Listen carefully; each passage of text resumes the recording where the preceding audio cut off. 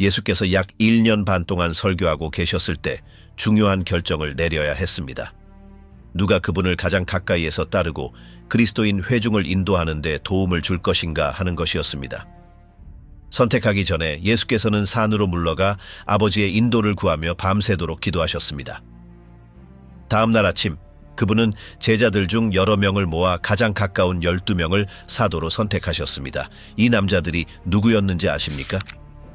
이 12사람은 예수와 함께 여행하고 그분에게서 배우고 마침내 스스로 설교하도록 파견되었습니다. 또한 예수께서는 그들에게 마귀를 쫓아내고 병든 자를 고치는 능력을 주셨습니다. 예수께서는 이 사도들을 친구로 여기셨고 그들을 깊이 신뢰하셨습니다.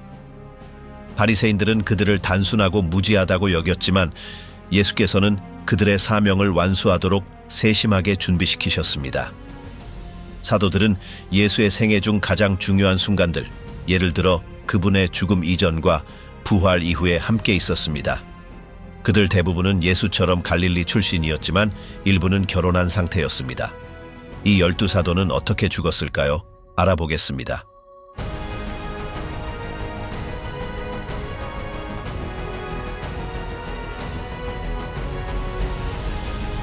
베드로의 죽음, 반석의 마지막 희생. 갈릴리 출신의 시몬 베드로는 예수를 만났을 때 어부였습니다. 어느 날 갈릴리 바다에서 일하고 있을 때 예수께서 그를 부르셨습니다. 베드로는 그의 형제 안드레와 함께 이전의 삶을 버리고 예수를 따르기 시작하여 그분의 가장 가까운 제자 중 한 명이 되었습니다. 예수와 함께하는 동안 베드로는 기적과 가르침을 목격했습니다. 그는 충동적인 성격으로 알려져 있으며 종종 생각 없이 행동하여 어려운 상황에 처하게 했습니다. 예를 들어 물 위를 걸어 예수께 다가가려 했지만 믿음이 부족하여 가라앉기 시작했을 때입니다. 마태복음 14장 29절에서 31절. 약한 순간에도 불구하고 베드로는 예수께 큰 헌신을 보였습니다. 그는 야고보와 요한과 함께 가장 가까운 세 제자 중 한 명이었습니다. 그리고 예수의 변모와 체포되기 전 겟세마네 동산에서의 기도와 같은 주요 사건들을 목격했습니다. 그러나 베드로는 약함의 순간들도 겪었습니다. 예수께서 체포되시던 밤, 그는 예수께서 예언하신 대로 3번 그분을 안다고 부인했습니다. 마태복음 26장 69절에서 75절. 이 사건은 그의 삶의 전환점이었습니다. 예수의 부활 후 베드로는 그분에 의해 회복되었고 그분은 베드로에게 자신의 추종자들을 돌보고 초기 교회에서 지도자가 되도록 맡기셨습니다. 요한복음 21장 15절에서 19절. 예수의 승천 후 베드로는 예루살렘의 그리스도인 공동체에서 핵심 인물이 되었습니다. 사도행전에는 그가 오순절에 용감하게 설교하여 3,000명을 기독교로 인도한 내용이 기록되어 있습니다. 사도행전 2장 14절에서 41절.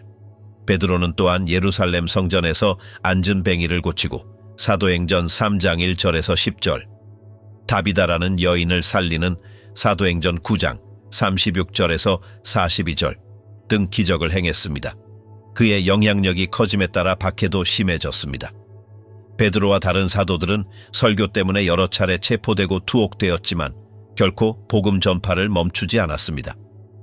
많은 사도들처럼 베드로의 죽음은 순교였습니다.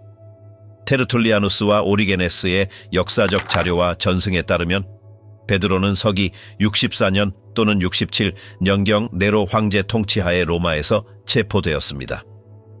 그의 처형 이유는 네로 황제가 도시 화재의 책임을 그리스도인들에게 돌리면서 촉발된 로마에서의 그리스도인 박해와 관련이 있었습니다. 죽음에 직면했을 때 베드로는 예수와 다른 방식으로 십자가에 못 박히기를 요청했다고 전해집니다. 자신의 주님처럼 죽을 자격이 없다고 생각하여 거꾸로 십자가에 못 박히기를 요청했습니다. 이 소원은 이루어졌고 그렇게 베드로는 로마에서 죽었습니다. 그의 순교는 그리스도에 대한 그의 헌신의 증거로 기억되며 그의 삶에서 경험한 변화를 반영합니다. 충동적이고 두려움 많던 사람에서 베드로는 자신의 믿음을 위해 목숨을 바칠 준비가 된 지도자로 변모했습니다. 거꾸로 십자가형을 받겠다는 베드로의 요청은 그가 부인한 후 겪었던 영적 회복 이후 그의 삶에 일어난 변화를 반영합니다. 그가 자신의 운명을 받아들인 겸손함은 예수에 대한 헌신의 행위로 해석되었습니다.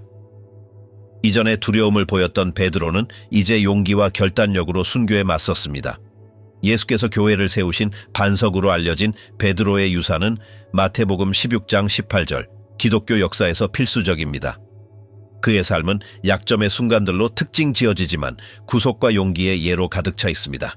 그는 초기 기독교 교회의 핵심 증인이었고 그의 설교는 예수의 메시지를 새로운 지역으로 확장하는 데 도움이 되었습니다. 베드로의 이야기는 한 사람이 자신의 행동뿐만 아니라 그리스도의 메시지의 은혜와 능력으로 인해 어떻게 근본적으로 변할 수 있는지를 상기시켜 줍니다. 그의 죽음 이후 베드로는 초기 기독교의 기둥 중 하나로 자리 잡았습니다. 그의 믿음과 희생의 모범은 여러 세대의 그리스도인들에게 영감을 주어 역경의 용기와 헌신으로 맞서도록 했습니다.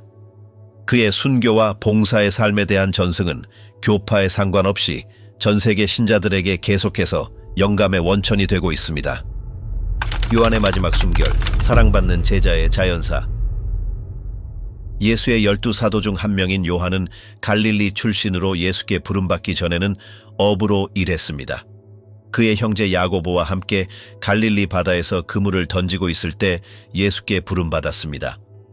예수의 초대를 받자 요한과 그의 형제는 모든 것을 버리고 예수께 합류하여 그분의 가까운 측근의 일부가 되었습니다. 요한은 자신을 예수께서 사랑하시던 제자라고 묘사했는데 이는 스승과의 가까운 관계를 강조합니다. 예수와 함께하는 동안 요한은 예수 사역의 가장 중요한 많은 사건들을 목격했습니다. 그는 산 위에서 예수의 변모 마태복음 17장 1절에서 8절과 체포 전 겟세마네 동산에서의 예수의 기도 마태복음 26장 36절에서 46절에 함께 있었습니다. 예수의 십자가 처형 동안 대부분의 제자들이 도망쳤음에도 불구하고 요한은 십자가 가까이에 머물렀고 예수께서는 그의 어머니 마리아를 돌볼 것을 요한에게 맡기셨습니다. 요한복음 19장 26절에서 27절. 예수의 승천 후 요한은 초기 기독교 교회에서 핵심적인 역할을 했습니다. 그는 예루살렘과 다른 지역에서 설교하며 신앙 때문에 박해에 직면했습니다. 그는 종교 및 로마 당국에 의해 여러 차례 체포되었지만 복음 전파를 결코 멈추지 않았습니다. 교회 지도자일 뿐만 아니라 요한은 기독교 교리에 영향을 미친 여러 문헌의 저자였습니다. 그는 예수의 삶과 가르침에 대한 독특한 시각을 제공하는 요한복음을 썼습니다. 또한 그는 그리스도인의 사랑과 진리와 같은 주제를 다루는 요한서신으로 알려진 3편의 서신을 썼습니다. 게다가 그는 마지막 심판과 악에 대한 하나님의 승리에 관한 예언서인 요한계시록의 저자로 여겨집니다. 다른 많은 사도들과 달리 요한의 죽음은 폭력적이지 않았습니다. 그는 고령까지 살았으며 아마도 1세기 말까지 살았던 것으로 여겨집니다. 전승에 따르면 그는 말년을 보낸 에베소시에서 자연사했다고 합니다. 이 기간 동안 요한은 기독교 교회에 큰 영향을 미쳤으며 신자들을 인도하고 초기 교회 내에서 발생하는 이단에 맞섰습니다.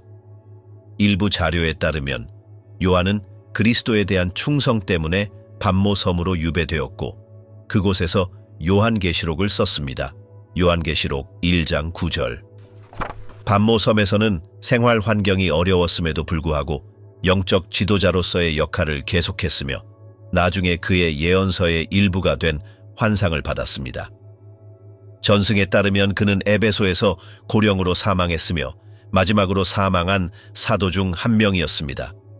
사랑받는 제자로도 알려진 요한의 유산은 그의 저수를 통해서뿐만 아니라 그의 삶 동안 그리스도에 대한 충성스러운 증거를 통해서도 지속됩니다.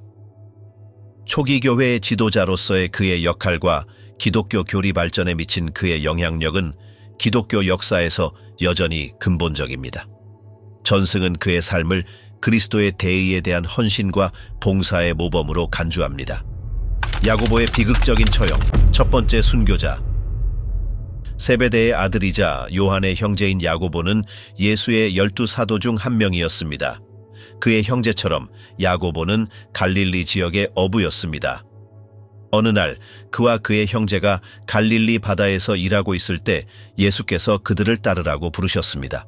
두 사람 모두 주저없이 배와 그물을 버리고 예수께 합류하여 가까운 제자가 되었습니다. 예수께서는 그들의 열정적이고 활기찬 성격 때문에 그들에게 천둥의 아들들이라는 별명을 붙여주셨습니다. 예수와 함께하는 동안 야고보는 예수 사역의 가장 중요한 많은 순간들을 목격했습니다. 그는 그의 형제 요한과 베드로와 함께 예수께 가장 가까운 세 제자 중 한 명이었습니다. 그는 산 위에서 모세와 엘리야와 함께 영광스럽게 변모하신 스승을 본 예수의 변모와 같은 주요 행사에 참여했습니다.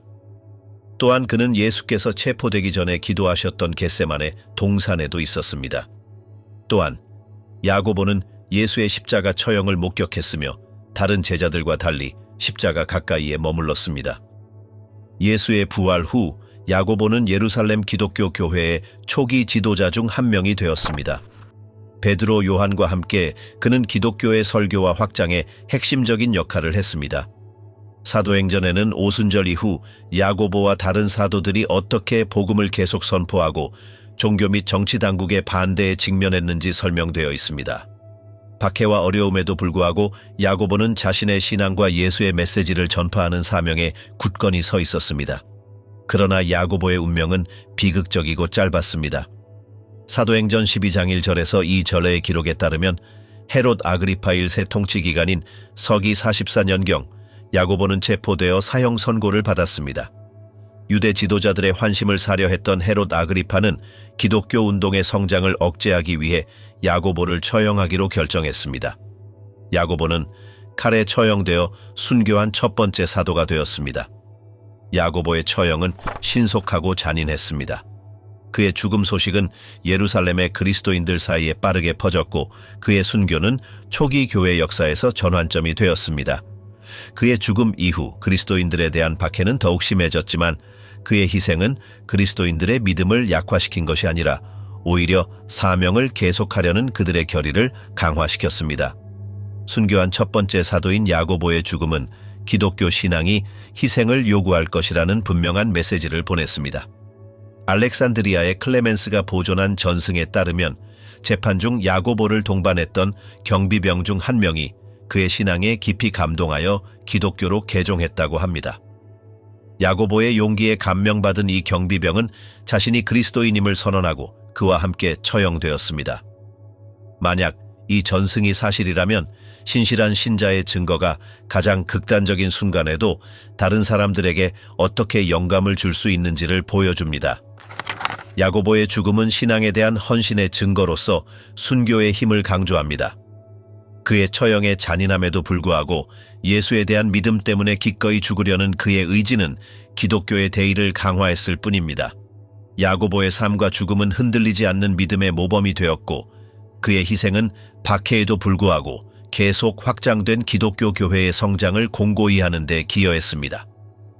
야고보는 기독교 전통에서 순교자로 계속 존경받고 있습니다. 그의 희생은 그의 용기뿐만 아니라 초기 교회에 미친 영향력 때문에 기억됩니다. 그의 삶은 짧았지만 그의 순교는 기독교 역사에 영원한 흔적을 남겼으며 그리스도에 대한 믿음이 용기와 결단력으로 죽음에 맞설 수 있음을 보여주었습니다.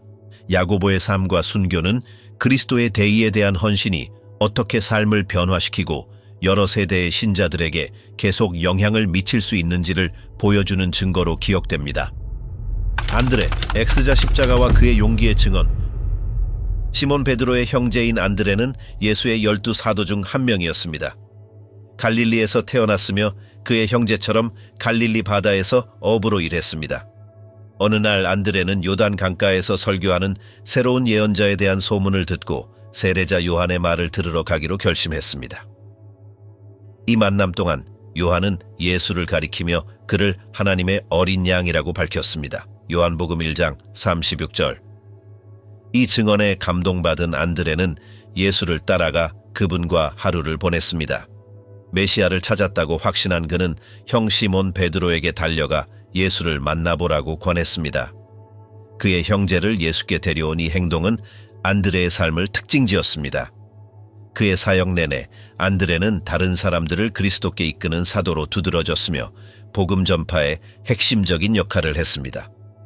예수의 승천 후 안드레는 기독교 메시지를 계속 설교하며 그의 사명을 다른 지역으로 확장했습니다. 전승에 따르면 그는 흑해 주변 지역, 오늘날의 터키, 그리고 그리스와 스키타이 현재의 우크라이나 같은 다른 지역에서도 설교했습니다. 안드레는 사도로서의 삶에서 많은 역경에 직면했습니다.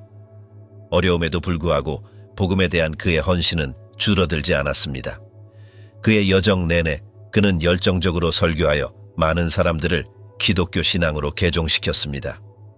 그러나 그의 삶은 로마 당국에 의해 체포되면서 비극적으로 끝났습니다. 고대 기록에 따르면 안드레는 로마 황제들의 통치 기간 동안 그리스의 파트라스 시에서 사형 선고를 받았습니다. 가장 잘 알려진 전승에 따르면 안드레는 X자 형태의 십자가에 못 박혔으며 이는 나중에 성 안드레 십자가로 알려지게 됩니다. 십자가형을 당할 순간 안드레는 멀리서 십자가를 보고 두려움을 느끼는 대신 기쁨으로 외쳤습니다.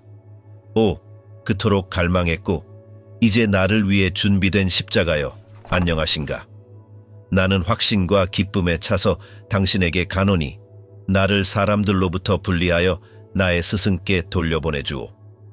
이 믿음의 행위는 희생을 기꺼이 받아들이려는 그의 의지를 강조하며 예수에 대한 안드레의 깊은 헌신을 반영합니다. 안드레의 십자가형은 특히 고통스럽고 길었습니다. 고대 자료에 따르면 그는 죽기 전 며칠 동안 십자가에 묶여 있었습니다. 그 시간 동안 안드레는 자신을 보러 온 사람들에게 계속 설교하며 그의 고통을 복음의 마지막 증언으로 바꾸었습니다.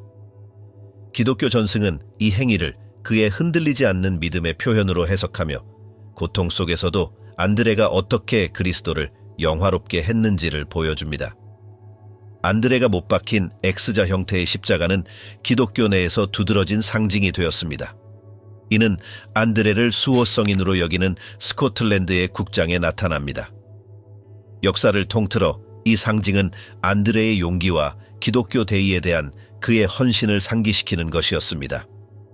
그의 순교는 잔인했지만 기독교 메시지를 강화했을 뿐이며 그의 유산은 수세기 동안 지속되어 여러 세대의 그리스도인들이 어려운 상황에서도 믿음을 굳건히 지키도록 영감을 주었습니다.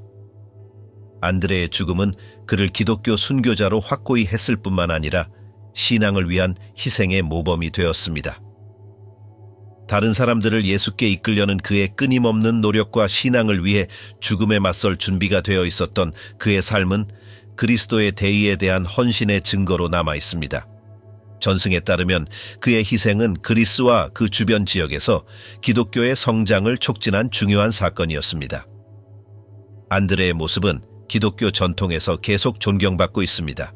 그의 희생과 예수의 초기 추종자 중 한 명으로서의 역할은 죽음에서의 용기뿐만 아니라 복음 확장에 대한 그의 지칠 줄 모르는 노력 때문에 기억됩니다. 안드레의 삶은 신실한 제자가 역경 속에서도 어떻게 기독교 신앙 역사에 지속적인 영향을 남길 수 있는지를 보여줍니다. 빌립, 실용적인 사도의 죽음. 예수의 12사도 중 한 명인 빌립은 갈릴리의 벳셋에서 태어났습니다. 다른 여러 사도들처럼 그는 어부였습니다. 그의 이야기는 예수께서 그를 따르라고 부르셨을 때 시작되었고 빌립은 주저없이 그 부름을 받아들였습니다. 복음서에 따르면 빌립은 예수께 부름받은 첫 제자 중 한 명이었으며 즉시 그분께 합류하여 자신의 직업과 이전의 삶을 버렸습니다. 빌립은 실용적인 접근 방식으로 특징 지어집니다. 5,000명을 먹이신 사건에서 예수께서는 군중을 어떻게 먹일 수 있을지 빌립에게 물으셨습니다. 빌립은 실용적인 시각으로 200데나리온으로도 그렇게 많은 사람을 먹일 수 없다고 답하며 상황의 물질적인 측면에 대한 그의 걱정을 보여주었습니다. 요한복음 6장 7절. 이 예는 빌립의 구체적이고 논리적인 사고방식을 반영하며 그는 실용적이면서도 예수의 기적을 목격한 사람이었습니다. 빌립은 또한 예수와 이방인들 사이의 중개자로서 중요한 역할을 했습니다. 요한복음에는 일부 그리스인들이 예수를 만나기 위해 빌립에게 접근했다고 언급됩니다. 그의 그리스식 이름은 헬레니즘 세계와의 연관성을 나타내어 그를 유대 문화와 그리스 문화 사이의 다리로 만들었습니다. 요한복음 12장 20절에서 22절. 이는 다른 집단의 사람들을 예수의 메시지와 연결하는 그의 능력을 강조하며 그의 사명에서 근본적인 것이었습니다. 예수의 승천 후 빌립은 복음 전도자로서의 활동을 계속했습니다. 그는 팔레스타인 밖의 여러 지역으로 여행하며 오늘날 터키에 해당하는 프리기아 지역과 그리스, 스키타이, 현재 우크라이나에서 설교했다고 여겨집니다. 도전과 반대에도 불구하고 빌립은 자신의 사명에 굳건히 서서 복음을 새로운 영토로 전하고 도중에 어려움에 직면했습니다. 빌립의 삶에서 중요한 에피소드 중 하나는 사도행전에 나오는데 거기서 그의 에티오피아 내시와의 만남이 서술됩니다. 성령의 인도를 받아 빌립은 내시에게 성경을 설명하고 세례를 주었으며 이는 그의 가르치는 능력과 다른 문화의 사람들에게 복음을 전하려는 그의 의지를 보여줍니다.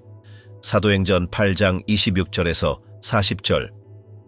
많은 사도들처럼 빌립의 순교는 역사적 자료에서 완전히 명확하지는 않지만 전승에 따르면 그는 오늘날 터키에 해당하는 프리기아의 도시 히에라폴리스에서 십자가형을 당했다고 합니다.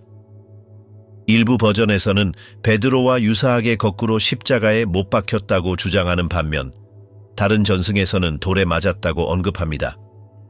이러한 자료들에서 공통적인 것은 빌립이 다른 많은 사도들처럼 자신의 신앙을 위해 기꺼이 죽을 준비가 되어 있었다는 것입니다. 빌립의 희생은 예수께서 그에게 맡기신 사명에 대한 그의 완전한 헌신을 강조합니다. 그의 순교에 대한 자료는 다양하지만 모두 다른 사도들과 마찬가지로 빌립이 그리스도를 따르고 그분의 메시지를 전파하기 위해 죽음에 맞설 준비가 되어 있었다는 데 동의합니다. 낯선 땅에서 기꺼이 죽으려는 빌립의 의지는 알려진 경계를 넘어 복음을 전하고 두려움 없이 박해에 맞서려는 그의 깊은 헌신을 반영합니다. 빌립의 삶과 순교는 그의 신앙과 결단력의 증거로 계속 기억됩니다. 그의 유산은 복음 전도뿐만 아니라 기독교 전파에서 문화적, 지리적 장벽을 넘으려는 그의 의지로도 특징 지어집니다. 다른 사도들의 죽음보다 덜 알려졌지만 그의 죽음은 많은 초기 그리스도인들이 신앙을 위해 기꺼이 치렀던 개인적인 희생을 강조합니다. 기독교 전통은 빌립의 기억을 생생하게 유지해 왔으며 여러 세대의 신자들이 장애물이나 비용에 상관없이 자신의 부름에 충실하도록 영감을 주었습니다. 바돌로메의 신비로운 최후, 산채로 살같이 벗겨진 그의 희생. 요한복음에서 나다넬로도 알려진 바돌로메는 예수의 12사도 중 한 명이었습니다. 갈릴리의 가나 출신이었으며 그의 형제 빌립처럼 예수께 부름받아 그를 따랐습니다. 요한복음에 따르면 빌립이 바돌로메를 예수께 소개하며 메시아 나사렛 예수를 찾았다고 말했습니다. 처음에 바돌로메는 나사렛에서 무슨 선한 것이 날 수 있느냐 고 물으며 회의적인 태도를 보였습니다. 요한복음 1장 46절. 그러나 예수와 만나자 그는 그분의 말씀에 즉시 감명받아 예수의 신성을 인정하며 외쳤습니다. 랍비여, 당신은 하나님의 아들이시오. 당신은 이스라엘의 임금이로소이다. 요한복음 1장 49절. 이 만남은 바돌로메의 삶의 전환점이 되었으며 그는 회의론자에서 예수의 열렬한 추종자가 되었습니다. 사도로서의 삶 동안 바돌로메는 예수와의 친밀함과 사역의 주요 사건 참여로 두드러졌습니다. 공관 복음서에서는 다른 일부 사도들만큼 많이 언급되지는 않지만 기독교 전승에 따르면 그는 예수의 승천 후 복음 전파에 중요한 역할을 했습니다. 다양한 자료에 따르면 바돌로메는 팔레스타인 밖의 많은 지역, 인도, 에티오피아, 메소포타미아, 아르메니아 등에서 설교했습니다. 특히 아르메니아 전승은 그를 수호성인 중 한 명으로 존경하며 그 지역에서 기독교 확장의 핵심 인물로 간주합니다. 바돌로메의 순교는 사도들 중 가장 잔인한 것 중 하나이며 세부 사항은 다르지만 고대 자료들은 그가 아스티아게스 왕의 명령으로 아르메니아에서 체포되었다는 데 동의합니다. 일부 전승에 따르면 바돌로메는 산채로 살같이 벗겨지는 극도로 잔인한 고문을 당했습니다. 이 고문 후 그는 거꾸로 십자가에 못 박혔는데 이는 추가적인 굴욕의 형태였을 수 있습니다. 다른 기록에서는 십자가형 후 바돌로메가 참수되었다고 언급하며 이는 그의 죽음의 폭력성과 잔인성을 강조합니다. 가이사랴의 유세비우스와 같은 저자들의 글을 포함한 가장 오래된 기독교 전승 자료들은 바돌로메가 아르메니아에서 순교했다는 생각을 뒷받침하지만 순교의 모든 세부 사항이 완전히 명확하지는 않습니다. 그러나 이러한 기록들에서 공통적인 것은 그의 처형의 극심한 폭력성이며 이는 로마 제국에서 초기 그리스도인들이 직면했던 박해의 종류를 반영합니다. 그러한 맥락에서 그러한 고통을 견디려는 바돌로메의 의지는 그의 신앙의 증거로 제시됩니다. 바돌로메의 순교는 초기 교회에서 그리스도에 대한 충성의 행위로 해석되었습니다. 그의 처형의 잔인함에도 불구하고 신앙을 위해 기꺼이 죽으려는 그의 의지는 그의 헌신을 확인했을 뿐만 아니라 박해의 시기에 다른 그리스도인들이 믿음을 지키도록 영감을 주었습니다. 전승은 또한 바돌로메의 죽음이 지역 기독교 공동체에 상당한 영향을 미쳤으며 그의 용기와 헌신의 모범을 따르려는 신자들의 결의를 강화했다고 주장합니다. 바돌로메의 삶에 대한 세부 사항은 역사적 자료에서 제한적이지만 그의 신앙과 희생의 증거는 수세기 동안 지속되어 왔습니다. 다른 일부 사도들보다 덜 알려졌지만 그의 순교 이야기는 제자도의 대가와 신앙을 위해 죽음에 맞설 의지를 강조합니다. 바돌로메의 모습은 기독교 전통, 특히 아르메니아와 같이 그가 설교했던 지역에서 계속 존경받고 있으며 그의 삶과 죽음은 그리스도의 대의에 대한 봉사와 헌신의 모범으로 남아 있습니다. 다른 사도들에 비해 덜 두드러지지만 바돌로메의 유산은 흔들리지 않는 믿음과 복음에 대한 헌신의 예로서 계속 기억됩니다. 그의 순교와 멀고 어려운 땅에서 설교하려는 그의 의지는 발생할 수 있는 역경에 관계없이 그리스도의 메시지를 세상 모든 곳에 전하는 것의 중요성을 강조합니다. 한 사도의 마지막 순결, 마태의 죽음.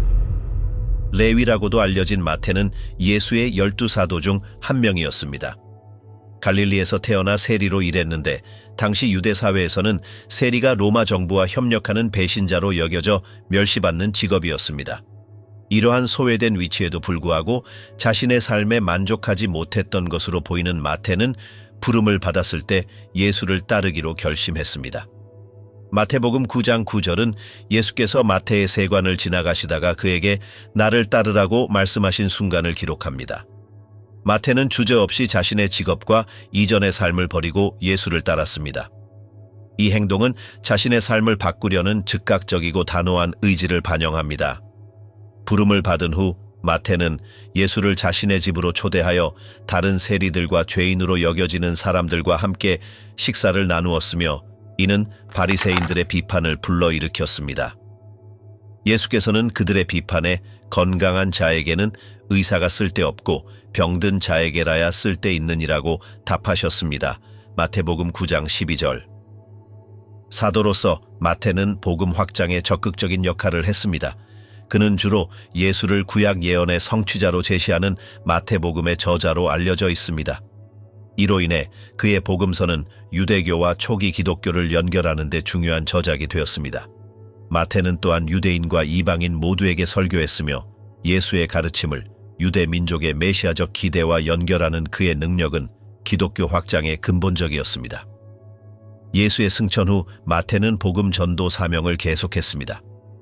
전승에 따르면 그는 유대에서 설교한 후 에티오피아, 페르시아, 파르티아와 같은 다른 지역으로 여행했으며 이는 오늘날 이란과 이라크 일부를 포함하는 지역에 해당합니다.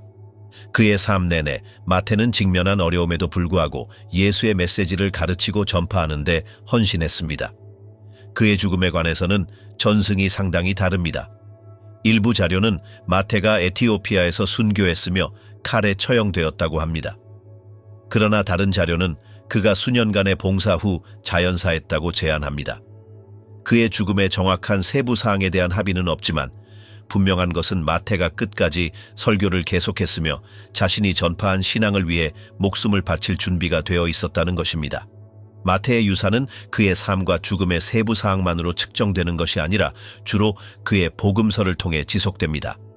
작가이자 복음 전도자로서의 그의 업적은 초기 기독교 형성, 특히 구약 예언 성취에 대한 그의 강조와 예수를 약속된 메시아로 선포하는 데 근본적인 역할을 했습니다.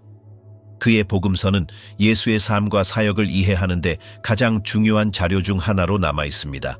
마태의 이야기는 삶을 변화시키는 예수의 능력을 반영합니다. 유대 사회에서 추방자로 여겨지던 세리에서 마태는 예수의 메시지를 전파하는 가장 중요한 사도 중 한 명이 되었습니다. 비록 항상 잘 기록되지는 않았지만 그의 삶과 순교는 초기 그리스도인들이 신앙을 위해 기꺼이 치렀던 헌신과 희생의 증거로 남아 있습니다. 수세기 동안 마태는 유대인들을 기독교 메시지와 연결한 복음 전도자로 기억되어 왔으며 그의 유산은 오늘날 신자들에게 여전히 중요합니다. 그의 복음서의 중요성과 죽음까지 예수를 따르려는 그의 의지는 그를 기독교 역사에서 근본적인 인물로 만듭니다. 창에 찔려 죽음, 도마의 처형. 예수의 12사도 중 한 명인 도마는 주로 예수의 부활에 대한 초기 회의론으로 알려져 있으며 이로 인해 의심 많은 도마라는 별명을 얻었습니다. 갈릴리 출신이었지만 부름받기 전의 삶에 대해서는 많이 알려져 있지 않습니다. 요한복음에 따르면 도마는 다른 사도들처럼 주저없이 예수의 부름을 받아들였습니다. 예수의 승천 후 도마는 기독교 확장에 중요한 역할을 했습니다. 도마의 삶에서 가장 유명한 순간은 요한복음 20장 25절에 나타납니다. 예수의 부활 후 제자들이 도마에게 주님을 보았다고 말했지만 그는 예수의 상처를 보고 만질 수 없다면 믿지 않겠다고 답했습니다. 이 응답은 도마가 부활에 대한 명백한 증거를 원했음을 드러내며 동료들이 말하는 것의 규모를 고려할 때 이해할 수 있습니다. 일주일 후 예수께서 다시 나타나셔서 도마에게 자신의 상처를 만질 기회를 주셨고 이는 도마가 나의 주님이시요 나의 하나님이시니이다. 요한복음 20장 28절 라는 가장 중요한 고백 중 하나를 하도록 이끌었습니다. 이 만남 후 도마는 예수의 열렬한 추종자가 되었고 복음을 전파하도록 위임받은 사도 중 한 명이었습니다. 전승에 따르면 그리스도의 승천 후 도마는 동쪽으로 광범위한 복음 전도 사명을 시작하여 인도까지 여행했습니다. 그의 여정 동안 그는 폭풍, 해적, 미지의 땅의 어려운 조건과 같은 도전에 직면했으며 이 모든 것은 그리스도의 메시지를 전파하기 위한 목적이었습니다. 전승에 따르면 도마는 서기 52년에 인도의 말라바르 해안에 도착하여 그 지역에 7교회를 세웠습니다. 또한 그는 상류층 브라만을 포함한 수많은 주민을 기독교 신앙으로 개종시켰다고 합니다. 말라바르 시리아 교회로 알려진 남인도의 기독교 공동체는 그 혈통을 도마의 설교까지 직접 거슬러 올라갑니다. 역사적 자료는 제한적이지만 인도 전승은 여전히 도마를 그 지역에서 기독교 확장의 근본적인 선교사로 간주합니다. 마침내 도마는 현재 첸나이 근처의 밀라푸르에서 순교했습니다. 전승에 따르면 그는 기도하던 중 창에 찔렸습니다. 그의 순교는 그의 삶의 끝까지 그리스도에 대한 그의 헌신의 증거입니다. 그가 순교했다고 믿어지는 장소인 성 토마스 산과 첸나이의 성 토마스 대성당에 있는 그의 무덤은 전 세계 그리스도인들의 순례지입니다. 이러한 전승은 인도의 기독교 공동체와 다른 역사적 기록에 의해 뒷받침됩니다. 도마의 삶과 순교는 그리스도의 대의에 대한 그의 용기와 헌신을 강조합니다. 초기 의심에도 불구하고 부활하신 예수와의 만남 후 그의 믿음은 강화되었고 그는 멀고 어려운 땅에서도 복음을 전하는 데 헌신했습니다. 비극적이지만 그의 죽음은 그의 신앙에 대한 흔들리지 않는 헌신과 그리스도의 대의를 위해 자신의 삶을 희생하려는 그의 의지를 강조합니다. 도마는 기독교 전통에서 믿음과 인내의 모범으로 계속 기억됩니다. 그의 선교 여행과 순교는 초기 기독교의 범위와 사도들이 팔레스타인 국경 너머로 기독교 메시지를 확장하는 데 얼마나 필수적이었는지를 보여줍니다. 그의 희생을 통해 도마는 인도뿐만 아니라 기독교 역사 전체에 걸쳐 지속적인 유산을 남겼습니다. 잔인한 최후, 작은 야고보의 돌팔매질. 알파어의 아들 야고보는 세베대의 아들 야고보와 구별하기 위해 일반적으로 작은 야고보로 알려져 있습니다. 그는 예수의 12사도 중 한 명이었지만 그리스도를 따르도록 부름받기 전에 그의 삶에 대해서는 비교적 알려진 바가 적습니다. 그의 직업이나 가족 생활에 대한 구체적인 세부 사항은 언급되지 않지만 알려진 것은 예수께서 그를 가까운 제자 그룹의 일원으로 선택하셨다는 것입니다. 복음서에는 야고보가 12사도의 일부였으며 예수께서 직접 가르치시고 복음을 전파하도록 위임하셨다고 언급됩니다. 그러나 성경 기록 전반에 걸쳐 그의 모습은 베드로, 요한 또는 가룟, 유다와 같은 다른 사도들에 비해 두드러지지 않습니다. 일부 전승에 따르면 야고보는 더 내성적이고 사려 깊은 사람이었을 수 있으며 예수의 가르침을 관찰하고 흡수했을 것이라고 제안합니다. 예수의 승천 후 야고보는 사도로서의 활동을 계속하며 여러 지역에서 복음을 전파했습니다.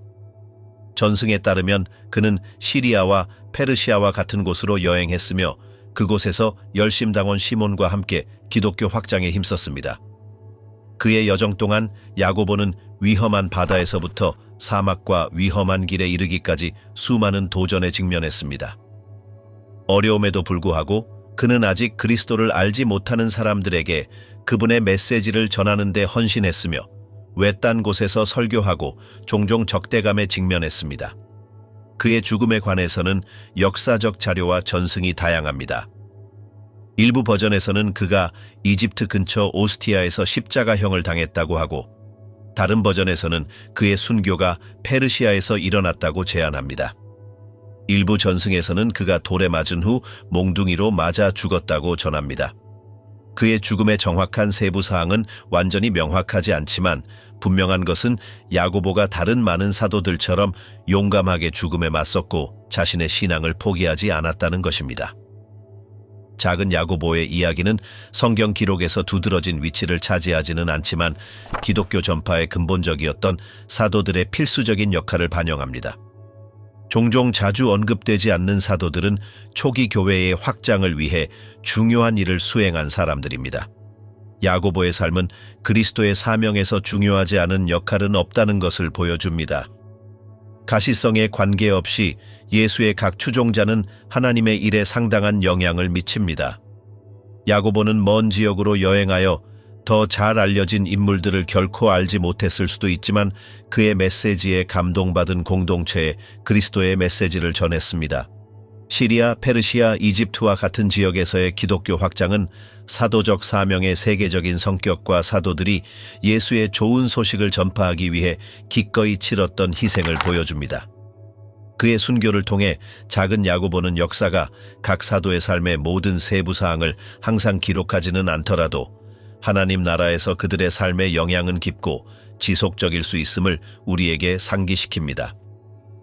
그리스도의 사명에 대한 그의 헌신과 복음 전파에서의 그의 희생은 예수의 대의에 대한 충성의 증거로 계속 남아 있습니다.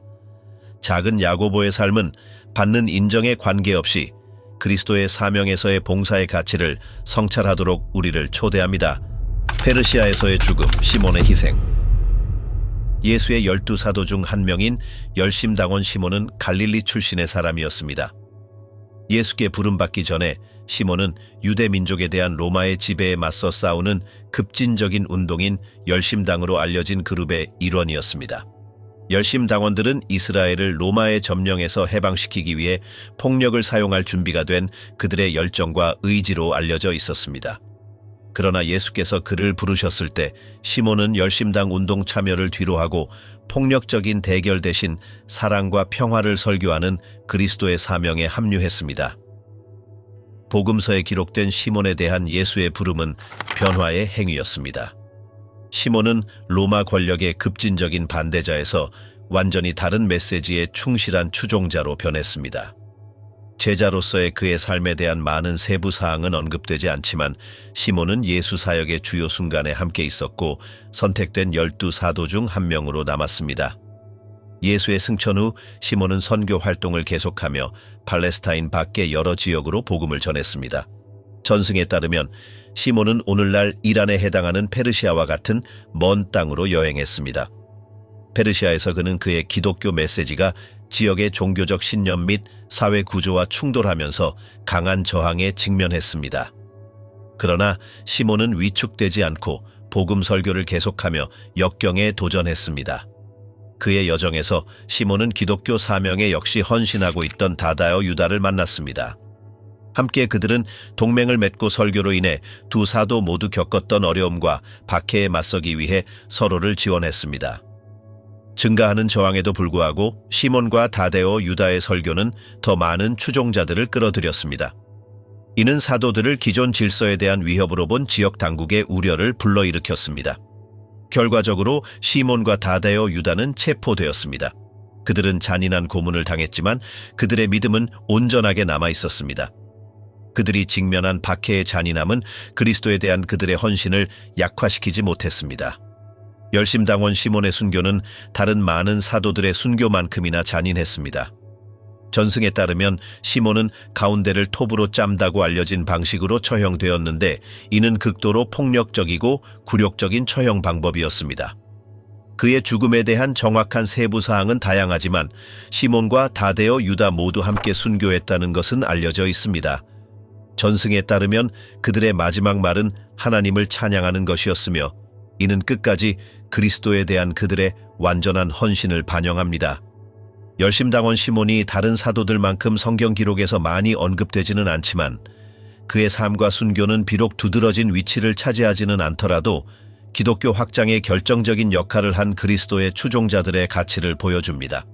복음을 전파하려는 시몬의 헌신, 박해에 맞서는 그의 용기, 그리고 그의 순교는 깊은 믿음과 그리스도의 대의에 대한 흔들리지 않는 헌신의 모범이 됩니다. 피비린내 나는 최후, 화살과 몽둥이로 다데오 유다를 처형함. 레버라고도 알려진 다데오 유다는 예수의 12사도 중 한 명이었습니다. 부름받기 전에 그의 삶에 대해서는 거의 알려진 바가 없지만 복음서에 따르면 그는 예수께서 가까운 제자 그룹의 일원으로 선택하셨습니다. 사도로서의 그의 삶은 성경 기록에서 다른 사도들보다 덜 언급됨에도 불구하고 그의 용기와 기독교 사명에 대한 헌신으로 두드러집니다. 복음서에서 다데오 유다는 헌신적인 제자로 나타나며 예수의 삶의 가장 두드러진 사건들에서 그에 대해 많이 언급되지는 않지만 설교와 가르침에 대한 그의 참여는 분명합니다. 전승에 따르면 다데오 유다는 예수의 승천 후 여러 지역에서 복음을 전파하도록 보내진 사도 중 한 명이었습니다. 사도행전에서는 그의 활동이 더 일반적으로 언급되지만 그리스도의 부활 후에도 그의 사명을 계속했다는 것은 알려져 있습니다. 다데오 유다의 사명은 그를 역사와 문화가 풍부하지만 종교적, 사회적 복잡성으로 가득 찬 지역인 메소포타미아와 같은 지역으로 이끌었습니다. 그곳에서 그는 기독교를 위협으로 본 지역 당국과 종교 지도자들의 저항에 직면했습니다. 적대감에도 불구하고 다데오 유다는 헌신적으로 설교를 계속하며 추종자들을 얻고 기독교 공동체를 강화했습니다. 메소포타미아에서의 그의 활동은 예수의 메시지를 새로운 땅으로 전하는 그의 결단력과 용기의 증거였습니다. 메소포타미아에서의 활동 후 다데오 유다는 페르시아로 향했으며 그곳에서도 그의 설교에 대한 강한 거부에 직면했습니다. 페르시아에서는 당국이 기독교의 성장과 사도들의 가르침에 위협을 느꼈습니다. 그러나 다데오 유다는 직면한 박해에도 불구하고 지칠 줄 모르고 설교하며 그의 사명을 계속했습니다. 그는 자신의 신앙이 희생을 요구하며 복음을 전파하는 것이 목숨을 거는 것을 의미한다는 것을 알았습니다. 마침내 다데오 유다는 신앙으로 개종한 그리스도인들의 수가 증가함에 따라 다른 사도 중 한 명인 열심당원 시몬과 함께 체포되었습니다. 두 사도 모두 그들의 메시지를 침묵시키기 위한 목적으로 잔인한 고문을 당했습니다. 폭력에도 불구하고 그들의 믿음은 흔들리지 않았습니다. 고문 중에 다데오 유다와 열심당원 시몬 모두 믿음의 증거를 유지했으며 이는 그들을 지켜본 많은 사람들에게 깊은 인상을 주었다고 합니다. 다데오 유다의 죽음은 극도의 잔인함의 행위였습니다. 전승에 따르면 두 사도 모두 가운데를 톱으로 짬다고 알려진 방법으로 처형되었는데 이는 그들이 전파한 메시지에 대한 압제자들의 두려움과 증오를 반영하는 특히 폭력적인 처형 유형이었습니다. 자료에 따라 세부 사항은 다르지만 다데오 유다는 용감하게 순교에 맞섰다고 합니다. 그의 마지막 말은 하나님을 찬양하는 것이었으며 이는 그리스도에 대한 그의 완전한 헌신을 반영한다고 합니다. 다데오 유다의 순교는 많은 사도들이 기독교 전파를 위해 기꺼이 지불하려 했던 높은 대가를 강조합니다. 그의 죽음은 잔인했지만 그의 희생은 그를 흔들리지 않는 믿음의 모범으로 본 많은 그리스도인들에게 영감을 주었습니다. 그의 강인함의 증거와 그리스도의 대의를 위해 고통을 겪으려는 그의 의지는 수세기 동안 신자들에게 계속해서 모범이 되고 있습니다.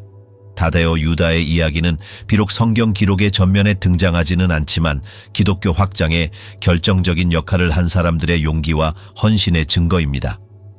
메소포타미아와 페르시아에서의 그의 활동, 그의 용기, 그리고 그의 희생을 통해 다데오 유다는 지속적인 유산을 남겼으며 그리스도에 대한 믿음이 어떤 역경도 극복할 수 있음을 보여주었습니다. 잔혹한 최후, 마띠아의 돌팔 매질과 참수. 12사도 중 가룟 유다를 대신하여 선택된 마띠아는 기독교 확장에 중요한 인물이었지만 그의 삶과 사역은 다른 사도들만큼 널리 알려져 있지 않습니다. 마띠아의 이야기는 가룟 유다의 배신과 죽음 이후 사도들이 12명의 수를 채울 필요성을 느꼈을 때 시작됩니다. 사도행전 1장 15절에서 26절에 따르면 제자들은 예수의 사역 시작부터 승천까지 그분을 따랐던 사람들 중에서 제비 뽑기를 통해 마띠아를 선택했으며 그가 예수의 삶의 가장 중요한 사건들의 목격자임을 확인했습니다. 12명 그룹의 일원으로 선택된 후 마띠아는 복음 전파 사명에 완전히 헌신했으며 다른 사도들과 함께 그리스도의 메시지를 확장하기 위해 일했습니다. 예수의 사역 동안 그의 삶과 활동에 대한 구체적인 세부 사항은 많이 언급되지 않지만 사도로서 그는 그룹의 근본적인 가르침과 활동에 참여했으며 기적과 예수의 직접적인 가르침을 목격했다는 것은 알려져 있습니다. 12사도 그룹에 그가 포함된 것은 그리스도의 메시지에 대한 그의 헌신과 충성을 반영합니다. 예수의 승천 후 마띠아는 선교사로서의 활동을 계속했습니다. 그는 주로 유대에서 설교했지만 다른 지역으로도 여행했다고 여겨집니다. 특히 전승에 따르면 그는 수많은 문화적, 종교적 도전에 직면한 땅인 에티오피아에서 선교 활동을 수행했다고 합니다. 에티오피아에서의 시간 동안 마띠아는 당국과 종교 지도자들이 기독교를 그들의 전통에 대한 위협으로 보았기 때문에 지역 저항에 직면했습니다. 반대에도 불구하고 마띠아는 지칠 줄 모르고 설교하여 기독교 신앙의 추종자들을 얻었습니다. 이러한 여정에서의 그의 헌신과 용기는 그를 초기 기독교 확장의 핵심 인물로 만들었습니다. 기록에 약간의 차이가 있지만 마띠아의 죽음은 전승에서 잔인한 순교로 묘사됩니다. 역사적 자료와 기독교 전승에 따르면 그는 복음 설교 때문에 지역 당국에 의해 체포되어 유죄 판결을 받았습니다. 그는 신성 모독과 공공질서, 교란 혐의로 기소되었습니다. 체포된 후 마띠아는 처형되기 전에 고문을 당했습니다. 일부 버전에서는 그가 돌에 맞아 죽었다고 언급하는데 이는 희생자에게 돌을 던지는 잔인한 처형 방법이었습니다. 그러나 다른 기록에서는 돌팔 매질 후 참수되었다고 합니다. 분명한 것은 그의 죽음이 폭력적이었고 기독교 신앙의 옹호자로서의 그의 지칠 줄 모르는 노력의 결과였다는 것입니다. 마띠아의 순교는 그리스도인에 대한 박해가 증가하는 상황에서 일어났으며 그의 처형은 그의 메시지에 대한 반대뿐만 아니라 많은 사도들이 복음을 전파하기 위해 기꺼이 지불하려 했던 개인적인 대가를 반영했습니다. 자료가 정확한 세부 사항에 대해서는 다르지만 모두 마띠아가 순교를 겪은 초기 사도 중 한 명이었고 그의 믿음이 끝까지 굳건했다는 데 동의합니다. 사도이자 순교자로서의 마띠아의 유산은 기독교 전통에서 여전히 중요합니다. 그리스도의 사명에 대한 그의 헌신과 죽음에 직면한 그의 용기는 그의 많은 추종자들에게 영감을 주었습니다. 비록 그가 다른 사도들만큼 복음서에서 두드러진 역할을 하지는 않았지만 그의 삶과 순교는 초기 교회의 성장에 근본적이었습니다. 예수의 12사도는 기독교 확장에서 근본적인 사명을 완수하기 위해 선택되었습니다. 그들의 삶 내내 이 남자들은 많은 도전과 의심의 순간에 직면했지만 항상 예수의 메시지에 충실했습니다. 그들이 겪었던 극심한 고통과 폭력적인 순교에도 불구하고 그들은 결코 그리스도에 대한 믿음을 버리지 않았습니다. 사도들의 죽음은 비극적이지만 많은 그리스도인들이 그들의 신념을 위해 기꺼이 지불하려 했던 높은 대가를 강조합니다. 베드로의 십자가형에서부터 야고보의 순교에 이르기까지 각자는 초기 교회 역사에 깊은 흔적을 남겼습니다. 그들의 희생 덕분에 그리스도의 메시지는 당시 알려진 전 세계로 퍼져나갔고 기독교가 지속적인 신앙으로 자리 잡는 데 도움이 되었습니다. 사도들의 유산은 성경뿐만 아니라 오늘날 그리스도인들의 헌신 속에서도 살아 숨쉬고 있습니다. 그들의 삶과 죽음은 믿음이 평화의 시기뿐만 아니라 역경에 맞서 견딜 수 있는 능력에서도 시험받는다는 것을 우리에게 상기시킵니다.